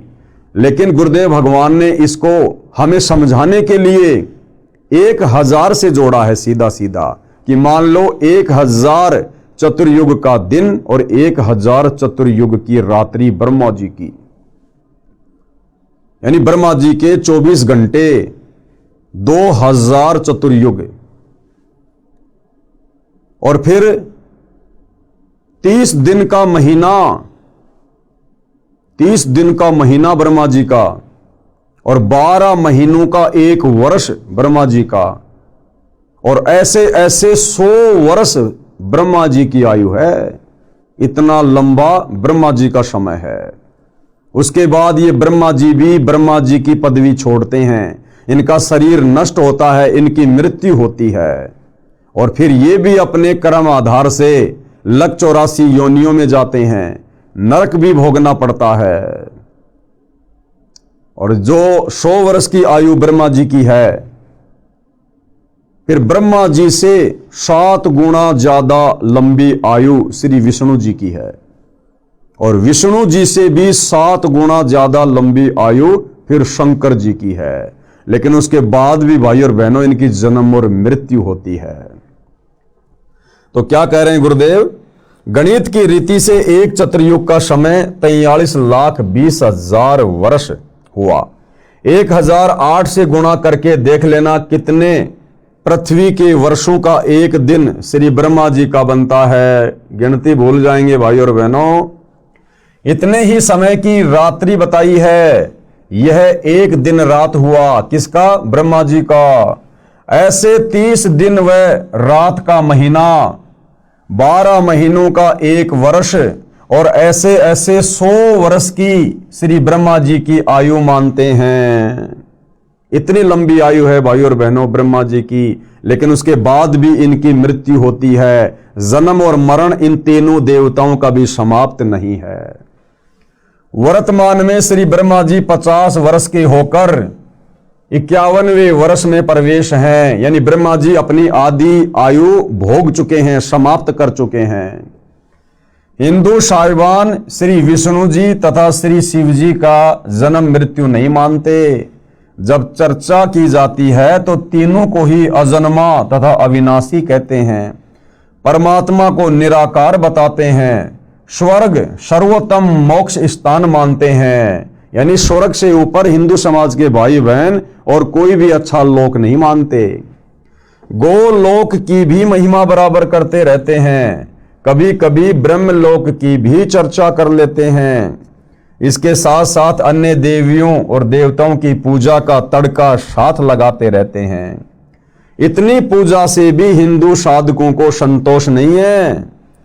इसके साथ साथ कर्मकांड को पूजा का अहम हिस्सा मानते हैं। कर्मकांड, चौराहे की पूजा करना, ठेकरी की पूजा करना, अन्य किसी पेड़ पौधों की पूजा करना, यानी कर्मकांड भी साथ साथ में करते रहते हैं।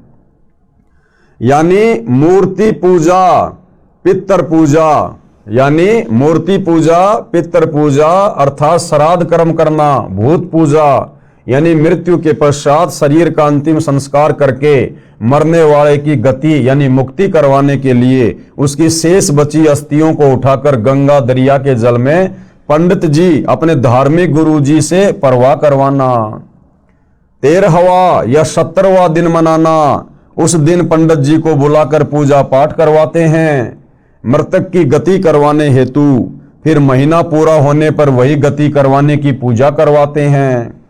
फिर वर्षी क्रिया यानी मृत्यु के 1 वर्ष पश्चात उसी तिथि को फिर गति करवाने के लिए पूजा पंडित जी से करवाते हैं। फिर पिंड भरवाए जाते हैं। गति के अर्थ ही फिर श्राद्ध करवाए जाते हैं। पितरों को तृप्त करने के लिए कहा जाता है कि कौवे को श्राद्ध भोजन अवश्य करवाना चाहिए।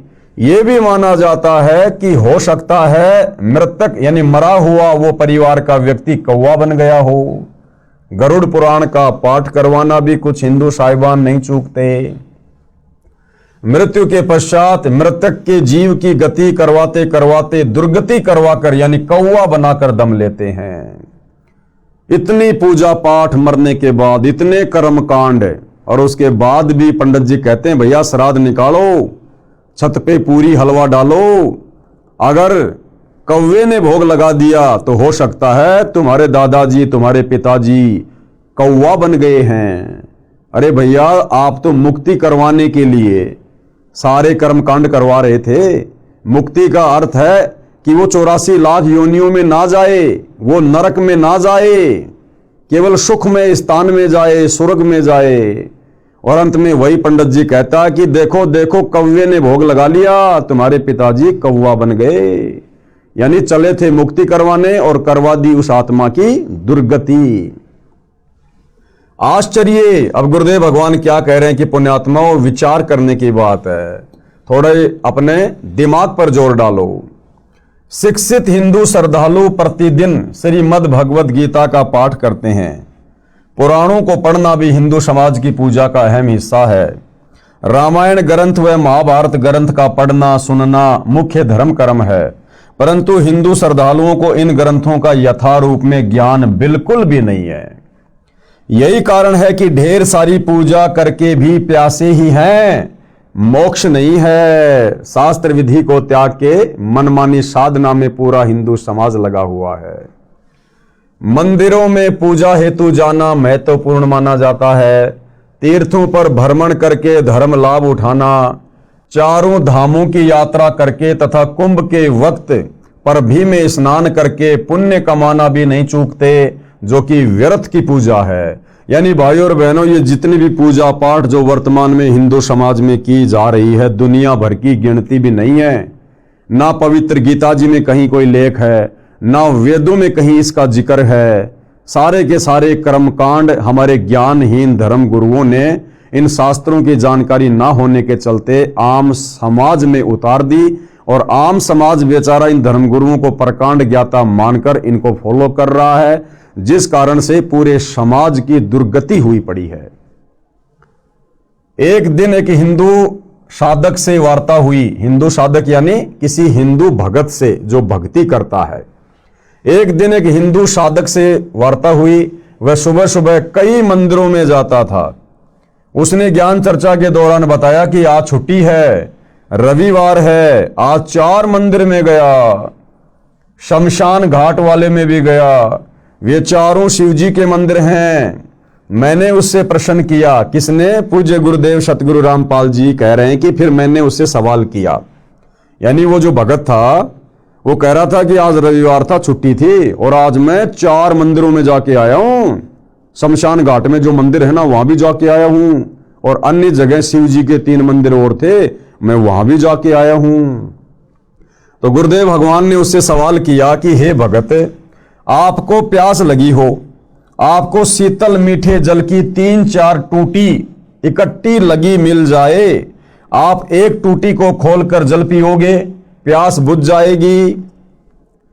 प्यास बुझाने के पश्चात क्या आप 2 फुट पर लगी दूसरी टूटी से भी जल पियोगे? तो गुरुदेव भगवान ने उससे क्या सवाल किया कि भगत जी एक बात बता, आपको भयंकर प्यास लगी है और सामने आपने देखा कि किसी टंकी के 3-4 टूटियां लगी हुई हैं, नल लगे हुए हैं।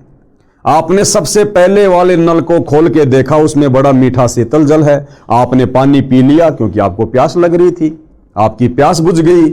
क्या आप उसी टंकी में लगी हुई 3-4 जो और नल हैं, टूटियां हैं, क्या आप उनको भी खोलोगे? तो उसने कहा कि नहीं नहीं, आवश्यकता ही नहीं है। अगर मुझे पहली टूटी में पानी मिल गया, मेरी प्यास बुझ गई, तो बाकी टूटियों को मैं क्यों खोलूंगा? मैं मूर्ख हूं क्या? तो गुरुदेव भगवान ने कहा कि हे नादान प्राणी, तू कह रहा कि आज रविवार था, छुट्टी थी, मैं 4 मंदिरों में गया। अगर तेरे को पहले मंदिर में भगवान मिल जाता, तुझे शांति मिल जाती, तो फिर बाकी 3 मंदिरों में धक्के खाने की क्या आवश्यकता थी? इसका मतलब उन मंदिरों में तुझे शांति नहीं मिली, तुझे भगवान नहीं मिला।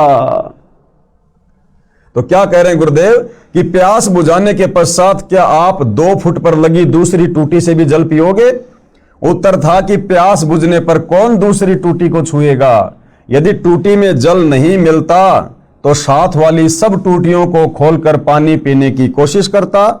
हे भगत, यानी गुरुदेव फिर उसको समझा रहे कि हे भगत, इसी प्रकार आप परमात्मा से आत्मा को तृप्त करने यानी मन्नत मांगने गए। यदि आपको पहले मंदिर से ही तृप्ति हो जाती तो क्या आप 2 किलोमीटर दूर दूसरे मंदिर में जाते? इससे सिद्ध है कि उन मंदिरों में परमात्मा नहीं है, उनमें भगवान की मूर्ति है।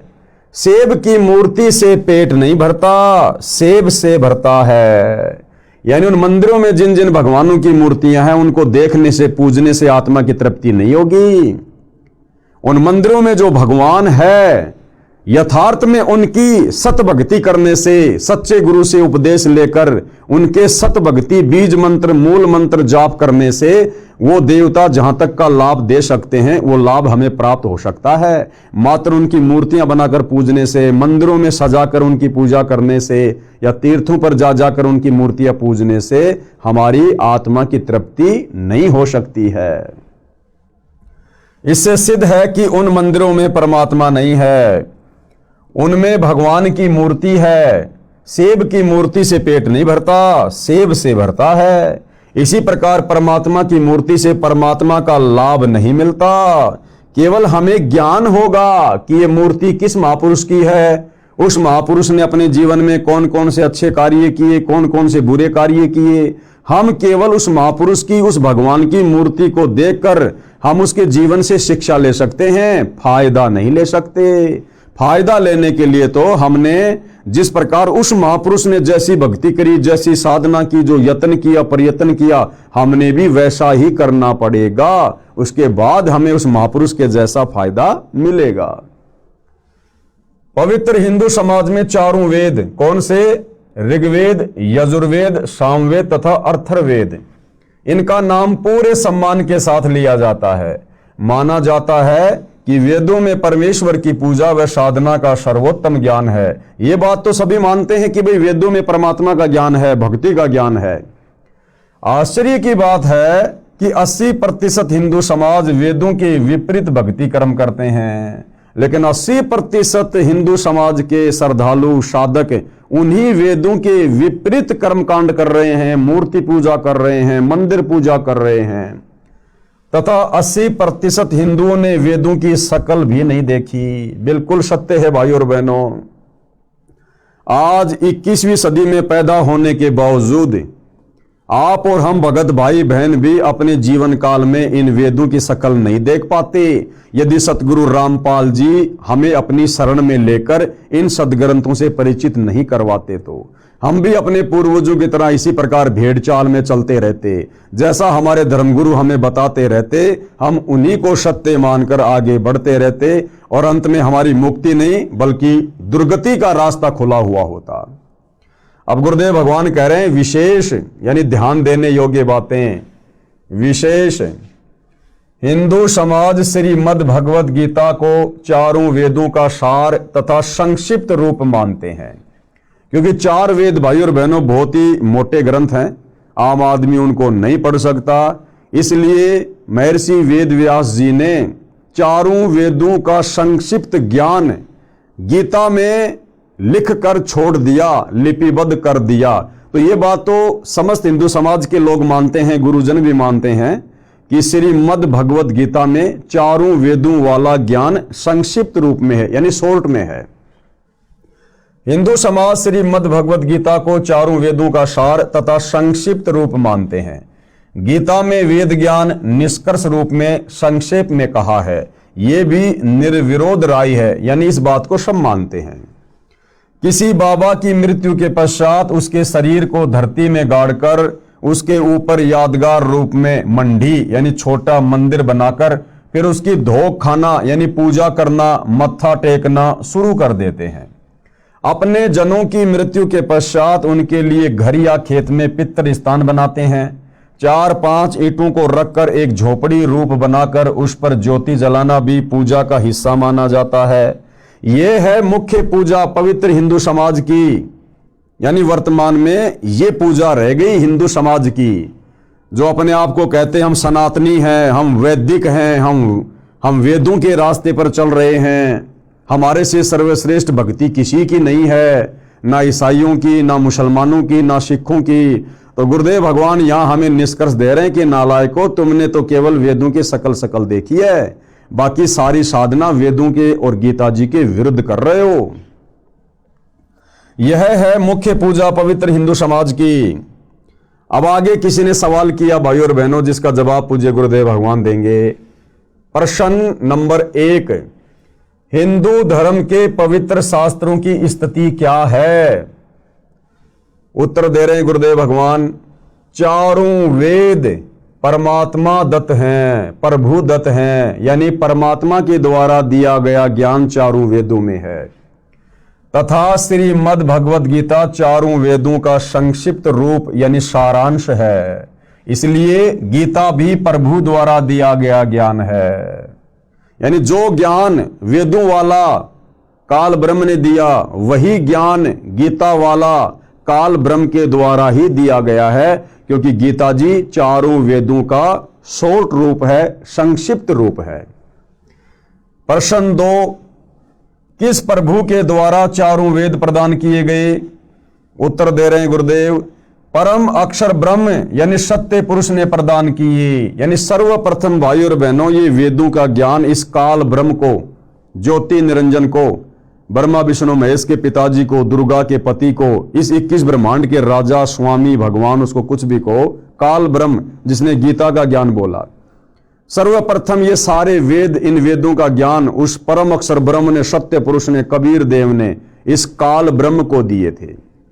आगे चलकर भाई और बहनों, इस काल ब्रह्म ने जब उन वेदों को पढ़ा तो इसको पता चला कि इन वेदों में तो तेरी सारी पोल पट्टी खोल रखी है परमात्मा ने, कि तूने सतलोक में क्या क्या कुकर्म किया, क्यों तेरे को सतलोक से कबीर जी ने धक्के मारकर दुर्गा सहित और यहां नीचे 21 ब्रह्मांड में भेज दिया। ये सारी की सारी जानकारी उन वेदों में लिखी हुई थी, जो ज्ञान परमात्मा ने, परम अक्षर ब्रह्म ने, कबीर देव ने इस काल को, इस ब्रह्म को दिया। इस काल ने डरते हुए भयभीत होकर कि अगर मेरे अधीन इन आत्माओं को, इन प्राणियों को यदि सच्चाई का पता चल गया कि मैं काल हूं, मैंने क्या कुकर्म किया था और मुझे प्रतिदिन 1,00,000 मानव शरीरधारी स्त्री पुरुषों के सूक्ष्म शरीर से निकली हुई गंध वासना खाने का श्राप लगा हुआ है, जिस कारण से मैं इन सबको मारता हूं और इनको जन्म देता हूं।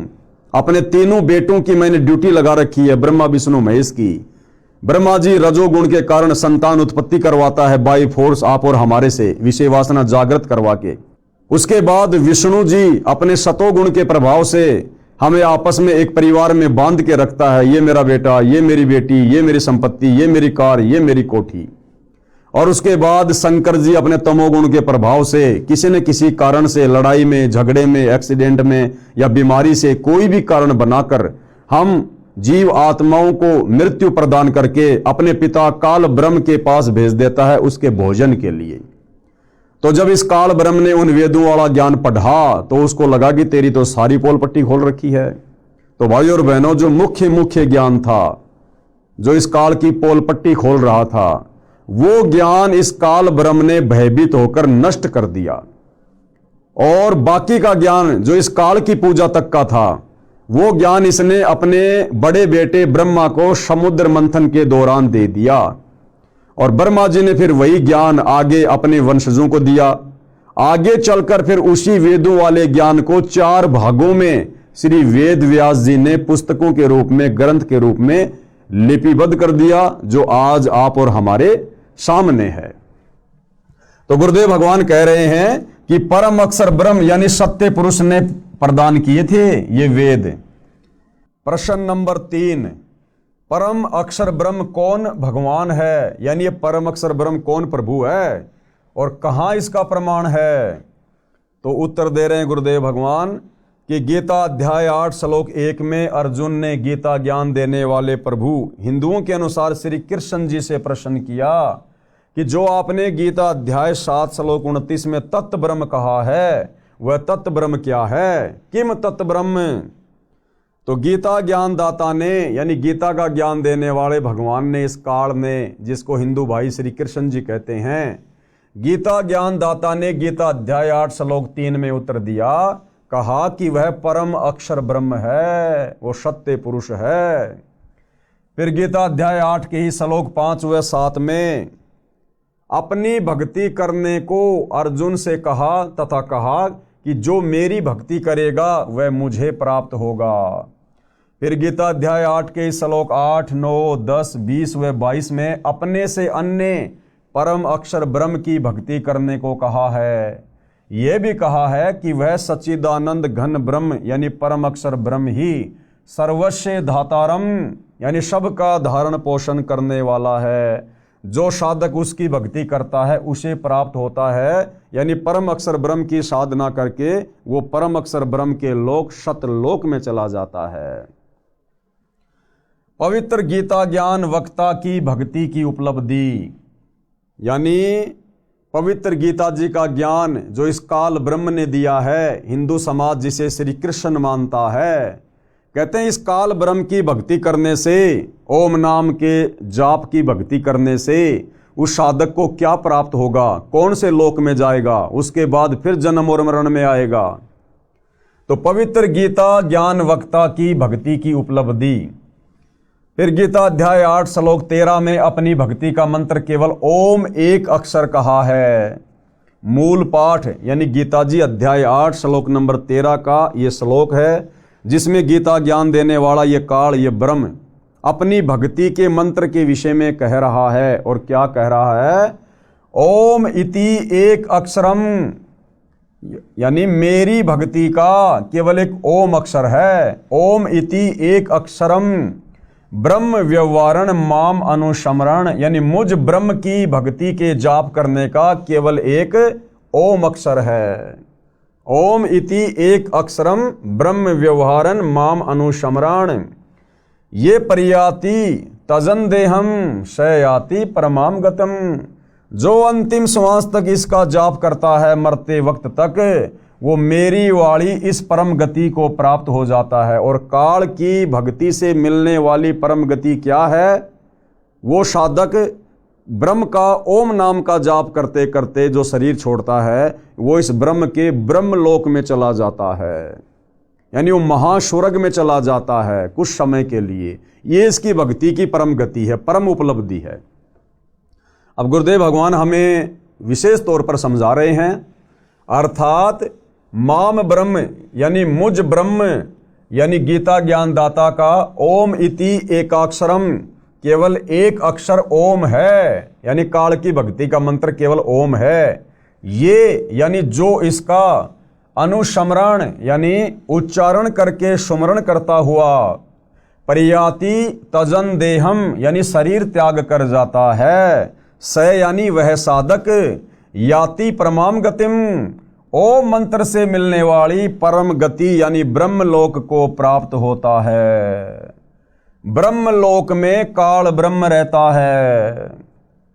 ये काल कहाँ रहता है? ब्रह्मलोक में, सबसे ऊपर, जहां बैठकर 21 ब्रह्मांड में सभी के ऊपर कंट्रोल करता है। प्रश्न नंबर 4, यह कहां प्रमाण है कि ओम नाम का जाप करने वाले ब्रह्मलोक में जाते हैं और ब्रह्म भी ब्रह्मलोक में रहता है? यानी फिर सवाल किया गया गुरुदेव भगवान से कि इसका कहां प्रमाण है कि ओम नाम की साधना करने वाले ब्रह्मलोक में जाएंगे और ये काल उसी ब्रह्मलोक में रहता है। तो गुरुदेव भगवान यहाँ इसका उत्तर दे रहे हैं। उत्तर श्री देवी महापुराण के 7वें स्कंद के अध्याय 36 में। भाई और बहनों, आप भाई बहनों की आंखें खोलने के लिए, विशेषकर हिंदू समाज से जुड़े हुए भाई बहन जो ज्ञानहीन धर्म गुरुओं के अनुयायी बने हुए हैं, शिष्य बने हुए हैं, जो शास्त्र विरुद्ध साधना को सत्य साधना मानकर अपना जीवन बर्बाद करने की दिशा में आगे बढ़ रहे हैं, उन समस्त हिंदू धर्म के श्रद्धालुओं से प्रार्थना है, सतगुरु रामपाल जी यानी ये तत्वदर्शी संत केवल अपने मुख से बाकी धर्म गुरुओं की तरह उआबाई नहीं बकते। कौन सी बात का कहाँ प्रमाण है? और हमारे धर्मशास्त्रों में, जिनको हम हिंदू धर्म के मानने वाले बिल्कुल सत्य मानते हैं, उन्हीं शास्त्रों का हवाला गुरुदेव भगवान दे रहे हैं। कौन सी पुस्तक है, किस अध्याय में है, कौन सा श्लोक है, और अगर ज्यों का त्यों लिखा हुआ मिल जाए तो भाई और बहनों, उन नकली धर्मगुरुओं को और उनके शास्त्र विरुद्ध अध्यात्म ज्ञान को छोड़ने में हमने तनिक भी देरी नहीं करनी चाहिए। अन्यथा यदि ये समय निकल गया, ये वर्तमान समय भक्ति युग का समय है, अगर ये समय हमारे हाथ से निकल गया, यदि हमने सतगुरु रामपाल जी को ना पहचान कर इनके द्वारा प्रदान की जा रही शास्त्र अनुकूल सत भक्ति को ग्रहण नहीं किया, तो भाई और बहनों, जिस प्रकार से हमारे पूर्वज आज भूत बने हुए हैं, पितर बने हुए हैं, उनकी दुर्गति हो रही है, नरक में कष्ट भोग रहे हैं, जन्म और मरण के चक्कर में फंसे हुए हैं, आप और हमारी भी वही दुर्गति होगी, वही दुर्गति। इसलिए ध्यान से पढ़िए। तो उत्तर दे रहे हैं गुरुदेव कि श्री देवी महापुराण के 7वें स्कंद के अध्याय 36 में श्री देवी जी ने राजा हिमालय से कहा कि हे राजन, हिमालय पहाड़ नहीं, हिमालय एक राजा का नाम है, वो देवी का भगत था, दुर्गा जी का भगत था। तो दुर्गा देवी अपने भगत राजा हिमालय को ज्ञान उपदेश देते समय कह रही है, हिमालय से कहा कि हे राजन, और बातें छोड़कर यानी और सबकी भक्ति छोड़कर केवल ओम नाम का स्मरण कर। और बातें छोड़कर यानी और सबकी भक्ति छोड़कर। दुर्गा करिए कि मेरी भक्ति भी छोड़ दे। अगर तुझे उस ब्रह्मलोक में जाना है, ज़्यादा लंबे समय के लिए अगर तुझे वहाँ पर रहना है, तो और सब बातें छोड़ दे, यानी मेरी दुर्गा की पूजा भी छोड़ दे। बाकी सबकी भक्ति छोड़कर केवल ओम नाम का स्मरण कर, जो कि इस काल ब्रह्म का जाप है। ओम नाम का स्मरण कर, जिसके स्मरण से तू ब्रह्म को प्राप्त हो जाएगा, जो दिव्य आकाश रूप ब्रह्मलोक में रहता है। तो ये प्रमाण है भाई और बहनों, आप जी पुस्तक खोलकर देख सकते हैं। श्री देवी महापुराण गीता प्रेस गोरखपुर से प्रकाशित आप जी ये जो अध्याय दिया गया है कि उसके 7वें स्कंद के 36वें अध्याय में श्री देवी जी ने राजा हिमालय से कहा कि हे राजन, और बातें छोड़कर यानी और सबकी भक्ति छोड़कर केवल ओम नाम का सुमरण कर, जिसके सुमरण से तू ब्रह्म को प्राप्त होगा। तो ब्रह्म को प्राप्त होगा ये प्रमाण हो गया। और वो ब्रह्म कहाँ रहता है? वो दिव्य आकाश रूप ब्रह्म लोक में रहता है, ये प्रमाण हो गया। ध्यान रहे, गीता अध्याय 8 श्लोक 16 में कहा है कि ब्रह्म लोक में गए साधक यानी भगत भी पुनरावर्ती यानी आवागमन यानी जन्म मरण के चक्कर में है। आपको ये ना समझे कि भाई 21 ब्रह्मांड के स्वामी गीता ज्ञानदाता काल ब्रह्म का ओम नाम का जाप करके हम तो उसके ब्रह्म लोक में चले जाएंगे तो हमारी मुक्ति हो गई। फिर यही ब्रह्म आगे चलकर गीता अध्याय 8 श्लोक नंबर 16 में कह रहा है कि ब्रह्म लोक पर्यंत सर्वलोक पुनरावर्ती में है, यानी आवागमन में है, जन्म और मरण में है, पूर्ण मुक्ति नहीं है इस ब्रह्म की साधना करने से। ध्यान रहे, गीता अध्याय 8 श्लोक 16 में कहा है कि ब्रह्म लोक में गए भगत भी पुनरावर्ती यानी आवागमन अर्थात जन्म मरण के चक्कर में ही है। फिर आगे सवाल किया गया है, क्वेश्चन नंबर 5, हिंदू पक्ष गीता अध्याय 8 श्लोक 16 में यह भी कहा है कि हे अर्जुन, ब्रह्म लोक पर्यंत सब लोग पुनरावर्ती में है, परंतु कुंती पुत्र यानी अर्जुन मुझको प्राप्त होकर पुनर्जन्म नहीं होता। अब भाइयों और बहनों, यहां पर ये जो गीता के अनुवादक हैं, इन्होंने अपनी अटबट करनी शुरू कर दी। इन्होंने गीता के इस अध्याय के इस श्लोक का गलत अर्थ निकाल दिया कि हे अर्जुन, मुझको प्राप्त होकर फिर भगत फिर प्राणी पुनर्जन्म को प्राप्त नहीं होता। लेकिन इसका अर्थ ये नहीं है।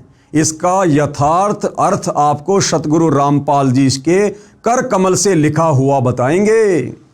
अन्यथा भाइयों और बहनों, ये गीता ज्ञान देने वाला ब्रह्म पहले कह चुका है कि हे अर्जुन, तेरे और मेरे बहुत जन्म हो चुके हैं, तू नहीं जानता, मैं जानता हूं। हे अर्जुन, मेरे जन्म को, मेरी उत्पत्ति को ये देवता लोग, ये ऋषि लोग नहीं जानते, क्योंकि ये सारे मेरे से उत्पन्न हैं। फिर भला वो ब्रह्म ये कैसे कहेगा आगे कि मुझे प्राप्त होकर फिर प्राणी का पुनर्जन्म नहीं होता।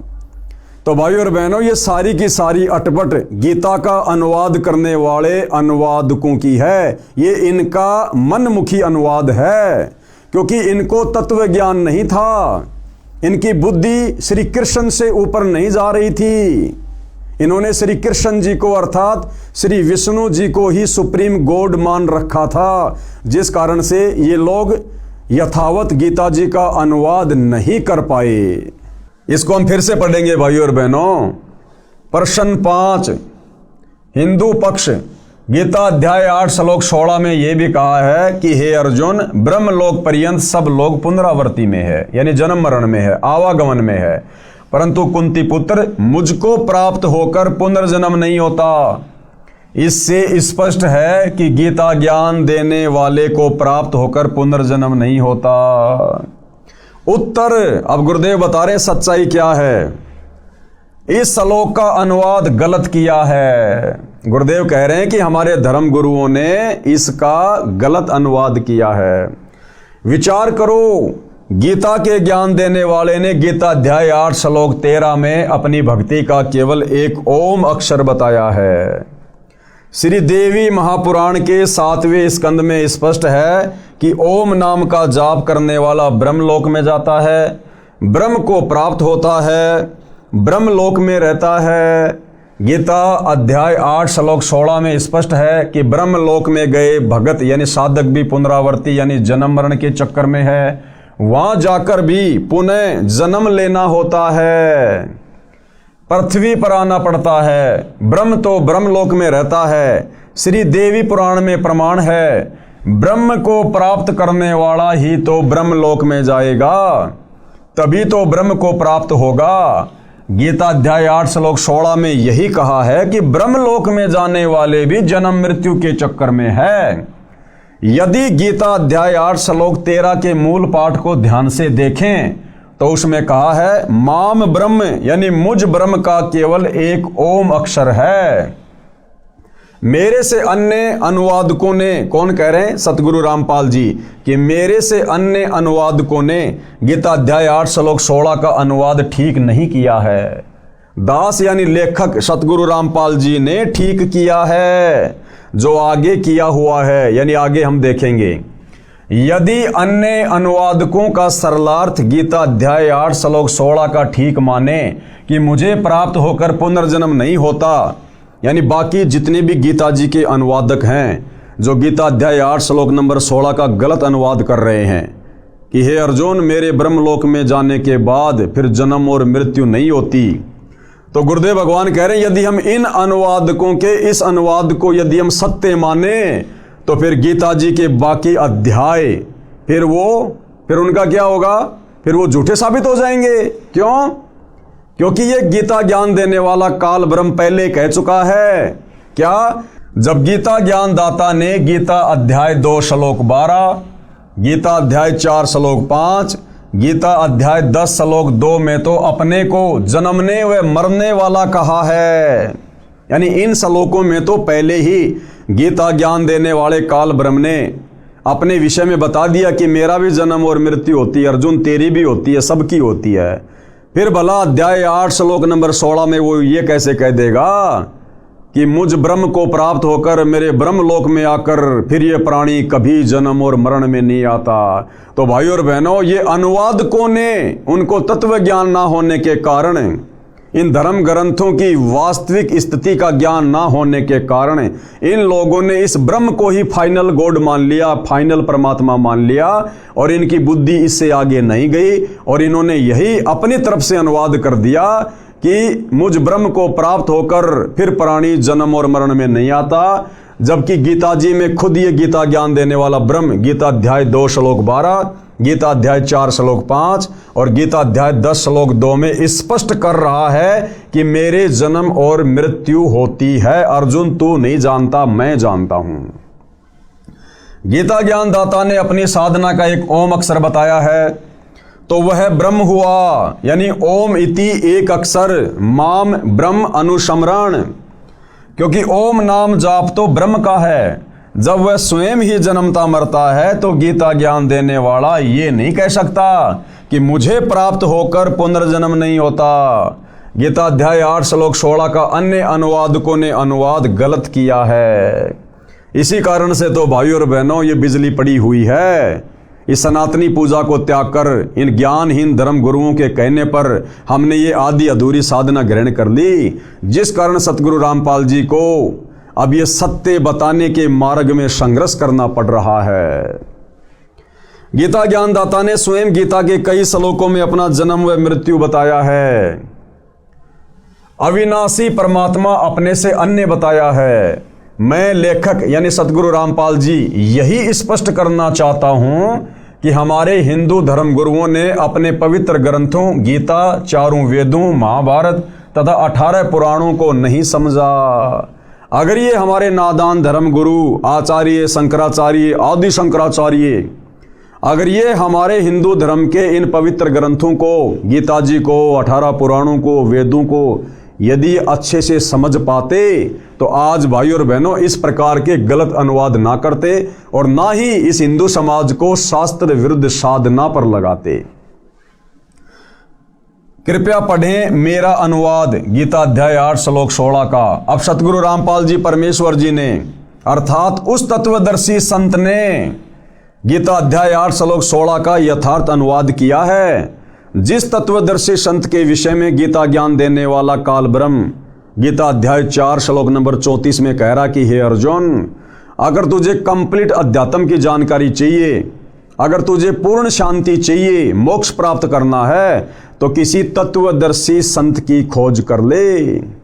तो भाइयों और बहनों, वो तत्वदर्शी संत वर्तमान में सतगुरु रामपाल जी है जो हमारे को यथार्थ अध्यात्म की जानकारी दे रहे हैं।